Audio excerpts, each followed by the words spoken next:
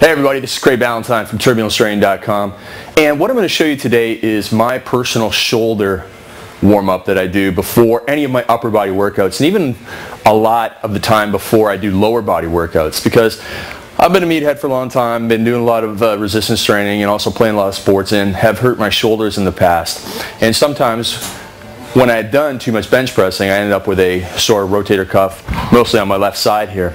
But in the past 6 months, I've really got my warm-up down to a bit of a science and an art here where shoulders are stronger than ever. And I've got to thank a couple guys. Joe DeFranco's got some good information out there that I borrowed for this. And also my chiropractor, Dr. Michael Summers here in Toronto, who has helped me quite a bit to overcome these shoulder problems. So I'm going to show you the 5 or 6 exercises that I do in a circuit before every bodyweight warm-up. Now, first thing I'm going to do is an exercise I actually learned from a guy named Bill Hartman. So Bill Hartman is a physiotherapist in Indianapolis, and he is literally one of the smartest guys in the fitness world. And so I recommend that you make sure you look him up if you're looking for any injury rehabilitation advice. He's a fantastic guy. But he has a video called Upper Body Mobility, I think it is, and it's just a whole bunch of exercises, and the one that I borrowed from that video is one of my favorites called, I can't even remember the name of it, but I call it just the arm crosses. And you start with your left hand up or your right hand up, but whichever hand is up, the thumb is pointing towards the ceiling, the other hand is down with the thumb pointing towards the floor, and all you're going to do is bring those across and change positions of those thumbs. So you see the thumb goes down on the right side, comes up, and just across. So now you're squeezing the shoulder blades together, and now you're bringing them apart. So you get shoulder mobility in this arm cross exercise. And so I do about 15 of those per side. Then I switch it over, so now my right thumb is up, left thumb is down, and do the same motion on this side. 15 repetitions as well. So that's the first exercise I do.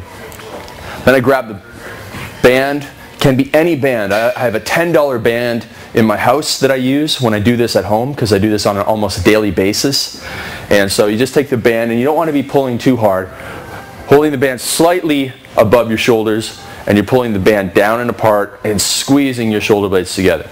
So make sure that you do the motion by bringing those shoulder blades together and driving those elbows back. So it's not yanking the band apart with your forearms, but it's driving the elbows back and squeezing the shoulder blades together. In fact, you can do the exercise without a band just by squeezing your shoulder blades together. But if you can afford a subscription to YouTube, then you can afford a band. And that is a joke. Alright, so the third exercise that we do, or that I do, is the W's, Y's, and T's down on the ball.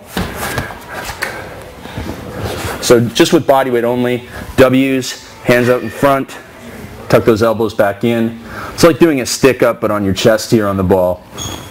It's pretty easy. Then the Y's are tough because it's a small range of motion. Arms are in a Y position. And I'm trying to focus on the muscles between my shoulder blades doing this exercise. It's a middle trap, so trying to raise up the shoulders without doing too much work from the deltoids. And then the third exercise is also really easy. It's the T's, where you're just taking it out to the side, squeezing between your shoulder blades, and hitting your rhomboids. Those are really easy to get. It's more that Y is the most difficult one. After that, I come back up, I go to the band pull. I do this twice in the circuit because I want to get through 4 rounds of 25 reps of the band pull. For all the other exercises, I'm usually doing about 15 reps.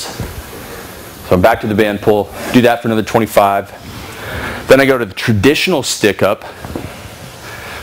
So arms on the wall there, sliding down, tucking the elbows in, and up.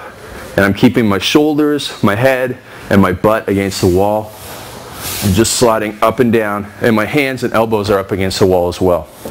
So one other thing about that is you want to keep your shoulders down. So you're going to be tempted to, as you do that, to raise up. But what you want to do is really tuck those shoulder blades down and keep the shoulders down as you raise the hands back up. After that, then I actually go and do some traditional chest stretches. So just a regular chest stretch here, 20 to 30 seconds on this side, and then 20-30 seconds on this side. And listen, I know that you've probably read that if you don't, or if you do stretching before you do resistance training, you're going to be weaker. But we're just doing a short stretch here. We're going to do lots of warm-up, so it's not going to be a problem. So for me personally, it's something I do because I know it has helped. I used to have some pec tightness that I'd get a lot of ART on here, active release techniques. Since I've incorporated this stretching on almost daily basis, I no longer have that problem. I'm just as strong. So I'm going to do that. It's up to you if you want to do it, but it's definitely helped with my shoulder rehabilitation. After I do those stretches, last exercise I'm going to do in the circuit is a regular push-up. Now there's a couple other push-ups you can do. You might do an elevated push-up where one hand is elevated 2 to 6 inches. And by doing that, we work some additional muscles of the torso. We might also do a T push-up. So when you're doing the T push-up, you're going to do some rotation, get some more shoulder mobility in there. And then the last push-up that you can do is something called a push-up plus. So regular push-up, and as I come up, a little extra motion to take my shoulder blades apart. And again, that's more shoulder mobility. So what I'm doing here is because so many people sit down at a desk all day, I do too, or we sit in our cars and we have posture, mouse hand up, clicking, typing. We end up with bad posture, we got rounded shoulders, and our shoulder blades are just kind of locked into that position all day. So we need to get into the gym and really get mobility in that area so that when we do our presses, exercise or muscles aren't compensating and we end up hurting our rotator cuff.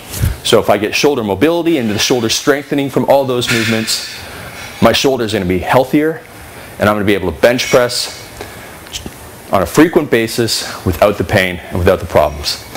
So I go through that circuit 2 times and then I move on to specific warm-up sets for my bench press or my dumbbell press or whatever I'm doing for that upper body workout. So that's my shoulder mobility warm-up. I hope that helps you out. If you do have an injury or pain that does not go away or pain with any exercise, make sure that you see a doctor, a physiotherapist, or a chiropractor and have that treated. I'm not a doctor. I'm never going to be a doctor. So don't ever think that I'm a doctor and don't take this medical advice. Get yourself checked out and get your shoulders safe so that you can get strong. All right, Craig Ballantyne from TurbulenceTraining.com. Hopefully that helped you out. And I look forward to hearing from you about how your shoulders got strong and you bench pressed 315 pounds. Talk to you soon.